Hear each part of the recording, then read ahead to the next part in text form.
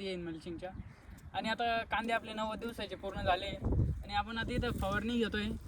तर फवारणी घेतोय मध्ये घेतोय आपण सिजेंटा कंपनीचं कल्टर 60 ml आणि प्रोपेक्स सुपर घेतोय अर्धा लिटर आणि त्याच्यातच आपण खत घेतोय 00 50 एकरी 2 किलो.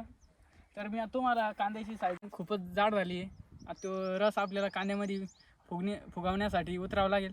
तर आपण आता फवारणी घेणार आहे उद्याच. तर आपण इथं फवारणीचं नियोजन करून घेतलं आहे टाकी पाण्यावरून. तर आता इकडे हे दाखवत मी तुम्हाला कांदे.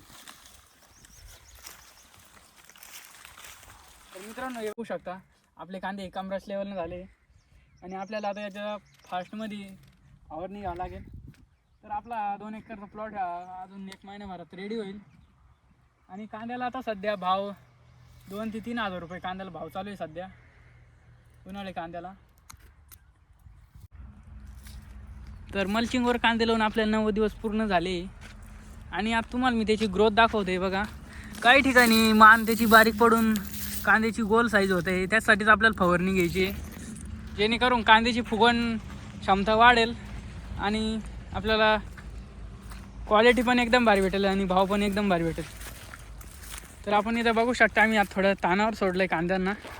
तर पाण्याचे आता म्हणजे पाणी थोडं कमी केलं आहे कांद्यानं. पाती कमराच्या लेवलनं झाली आहे. आणि इकडं आपला दुसरा प्लॉट आहे. तर हे बघा इथं जास्त खत टाकल्यामुळे कांद्याचं कसं नुकसान झालं आहे